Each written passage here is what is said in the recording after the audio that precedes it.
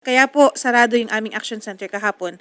Nagtungo po si Senator Raffy Tulfo at kasama po ang RTIA team sa Hong Kong. At bilang parte nga po ng event, nagtayo din po ng booth ang Raffy Tulfo in Action upang personal na marinig po yung mga sumbong ng iba't ibang mga kababayan po nating mga OFW po sa Hong Kong. Isa-isa nga po nilang nakausap po yung mga kababayan po natin doon at marami din pala talagang may problema doon, no, attorney. At kabilang na nga po dito sa nakuha po natin doon na case, no, yung case po ni Ma'am Maria Melchor na isang OFW po sa Hong Kong. Ay humihingi po ng tulong na makauwi na po sa Pilipinas yung kanyang anak na isang OFW din po sa Saudi Arabia. Magandang araw po, Sir Raffy. Humingi po kami ng tulong para makuha po ang dalawang buwang sahod namin at pati passport po namin. Hindi na po kasi kami nakakatulog ng maayos dito. Nakagat po ako ng pusa 10 months ago. Hindi pa rin po ako napapabakunahan hanggang ngayon dahil po wala po kaming ikama. Sana po matulungan niyo po kami makauwi po ng Pilipinas. Maria, kailan mo huling nakausap si Edgar? Kagabi lang po, ma'am. O kumusta naman ang kalagayan daw niya? Okay naman po. Nasa accommodation ka na ba ngayon, Edgar? Yes po, ma'am. Nasa accommodation po. Ikaw lang ba? O may iba ka pang kasama na hindi rin nasusweldohan? Dalawa po kami, bali tatlo po kami noon. Yung isa po tumakas dahil hindi po nasasahuran din po ng maayos. Okay, Pilipino rin yun? Opo, Pilipino din po. Okay. Miss Jonalyn, magandang hapon po. Hello, good afternoon po, ma'am. Yes. Miss Jonalyn, so itong si Edgar ay apparently nasa accommodation na, no? Ang Foreign Recruitment Agency ay tinutulungan na rin si Edgar, tama ba? Ma'am, actually, wala po silang foreign recruitment agency kasi wala. skilled worker po sila. Kasi ma'am, nandun po sila sa accommodation ni employer. Ano ng action natin, Miss Jonalyn? Actually, ma'am, nung last week po, nung nag-inform sila sa amin na asking for help, ang ginawa po namin is nag-request na po kami or nag-letter na po kami sa Polo regarding seeking for help kasi nga ma'am yung employer is hindi na po nakikipag-coordinate sa amin. Okay. Ngayon ma'am, ang advice po namin sa kanila talaga is pumunta po sila sa Polo para po doon na at tutulungan po namin sila doon. Ngayon, ang concern po kasi nila is hindi po sila makatravel kasi wala nga po silang ikama. Kaya po, nag-ask kami ng help ng Polo at saka OWA po sa MWO po para ibigyan po sila ng authority to travel para in case po bumiyahe sila is hindi po sila Illegal. kung may checkpoint po. Opo, kasi ma'am natatakot din daw po si worker. Tama. As of now po ma'am, ang base po sabi sa akin ni worker kasi ma'am kachat ko po sila lagi. Ngayon ma'am, nabigyan na daw po sila o na-issuehan na po sila ni MWO ng authority to travel po. So, pipick upin na sila. Mhm. Tama? Ma'am, bali sila ma'am po yung babiyahe going to Polo po. Kachat ko po kasi si Mr. Edgar, ang sabi nga po nila is wala po silang budget going doon. Kaya po, eto ma'am, re-replyan ko po sana sila na bibigyan po namin sila or papadalang po para sa panggas. Magandang hapon, Attorney Sherilyn. Magandang hapon, Attorney Aina and kay Edgar. Yes. Attorney Sherilyn, so paano po ito?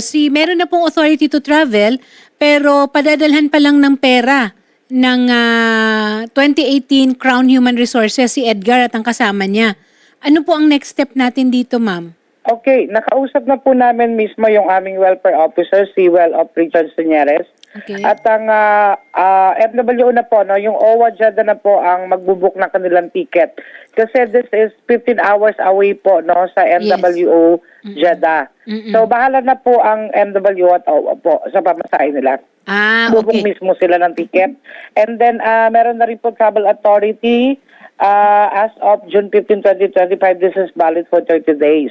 Okay. So sila po ay magta-travel papunta po ng ating MWO para po ayusin or to settle the case sa employer nila kung ano pa po yung mga claims nila. Kasi po, it seems no, based sa facts po na binigay sa amin, is meron pong non-issuance sa PICAMA, unpaid and delayed salaries, and iba pa po ng mga claims po nila. So ito po yung isa-settle po natin, and then meron pang passport withholding including cellphones. Ito po yung isa-settle po sa MWO Jeddah. And then of course, yung kanilang kagustuhan po na eventual repatriation po ay i-assist na rin po sila ng ating MWO. Kino-coordinate na ang tuloy-tuluyan na pag-uwi ni Edgar kasi nakuha na niya yung authority to travel para makapunta na muna doon sa Riyadh. Paano po yung passport po nila, ma'am? Attorney Sherilyn, yung passport nila may exit visa na sila. Wala Tama pa po po nila. silang exit. Ang meron po is authority to travel po from Namas to MWO Jeddah because this is 15 hours away po. So Because within without lang. ICAMA attorney, hindi sila pwedeng makalabas o makatravel. Okay. So kaya kailangan po meron pong travel authority po. Okay, yung travel authority within lang muna.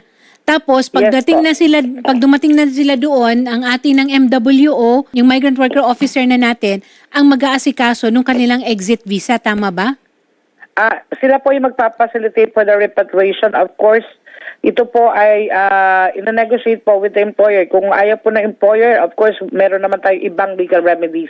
Ayun. So tayo Kasi- ay pupunta po Oo. sa Ministry of Labor na to get this. Tsaka para i-report na kinuha yung passport. Pero kung ibibigay naman nila, mas maganda na ibigay na lang ng kusa ni employer. Yes, attorney. Oo. Mas maganda yung voluntary para at least makauwi rin po sila kaagad and then mabayaran sila sa lahat pa ng mga claims po nila. Miss Jonalyn, padala nyo pa rin yung pera kasi for sure, mga ngailangan naman ng pera Opo, itong... opo. Pilipino rin ba yung kasama mo, Edgar? Dalawa po sila, ma'am. Yes po, Philippine. Okay. So Edgar, ifa-facilitate na ha yung pag-alis nyo dyan kasi 15 hours pala ang biyahe na yan para makarating Opo, kayo. palabas po. Oo, palabas. Tapos doon na, from there, taking off from there, aayusin na yung documentation. Unang-una, yung pagkuha ng inyong passport kasi kung nasa employer, di ba? Pero ang maganda nito, Opo. meron na tayong proseso na tinitingnan at susundan. Pinapakain ba kayo dyan sa accommodation ng employer? Sa amin po yung pagkain, ma'am, as of now po, may po kaming konting stock po. Miss Jonalyn, kausap mo naman si Edgar kung anong mga kakailanganin nila Yes, na pantawid. Padala nyo na. Okay? Opo, ma'am. Opo. Yes po, yes po. Nakagat ka ng pusa, Edgar. Opo, bukod po sa nakagat ako ng pusa, inutangan din po ko ng 4,000 ng amo ko po na Yemen. Ha? Ikaw pa ang inutangan ng amo mo? Pangpalit, opo, dahil daw po pangpalit ng pangalan ng spa para daw po para Sus, may Joseph. makakuha ng po agad ng ikama.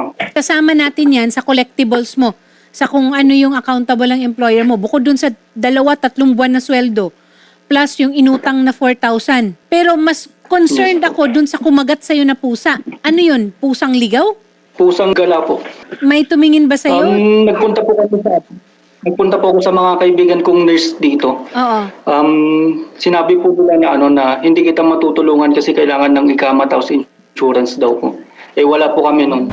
Miss Jonalyn, Yes, ma'am. pakitingnan nyo na rin ito ha, yung immediate na medical attention para kay Edgar. Yes po, ma'am. Opo, opo. Okay. Opo. Si nanay naman, si Ma'am Maria, kasi nagpunta yan sa action center natin doon sa Hong Kong. Nay, ano po ang gusto niyong sabihin kay Edgar? Kahit ako, hindi na rin po ako nakakatulog dito dahil sa pag-aalala po sa kanya. Minsan umiiyak nga po ako, bakit po siya pinayagan pumunta ng Saudi. Ilan po ba ang Kaya- anak ninyo, Nay? 3 po, pangalawa po siya. Single mom po ako. Huwag mag-alala. Para pag mapanatag na po siya. Oo. Kasi lahat naman po yung ginagawa ng agency sa amin. Bawat chat po namin sa agency, lagi po sila nagre-response kaya wala po kong masasabi na sa agency kasi Okay. lahat po ng tulong binigay nila sa amin. Ay, napakagandang balita Pati naman. lalong-lalo na po kay Mama. Salamat po. Salamat po kay Mama dahil kung di dahil po sa kanya, siguro matatagalan po yung namin, yung pag-process nito. Gaano katagal na ba si Mama sa Hong Kong? 3 years po yata or 4 years. 3 years. Bago sa Hong Kong, siya ba ay nag-OFW rin sa ibang lugar? Bahrain, Qatar, tapos Kuwait po yata, tapos Dubai. Ang palagi nating sinasabi, ito mga OFW natin, napupunta sa ibang bansa, nagpupunta sa ibang bayan para alagaan ang hindi nila kadugo. Samantalang naiiwanan nila ang kanilang mga kadugo dito. Pero Edgar, para naman yan sa inyong kinabukasan rin, di ba? Nag-aral ka. Opo, vocational po. O, ayan, nakapagtapos ka. So, ayan, para sa ikauunlad ng mga buhay natin, ha? Edgar, maayos na pagbiyahe sa'yo. Mag-iingat ka, ha? At sige, ang mama mo naman ay nakakausap mo palagi.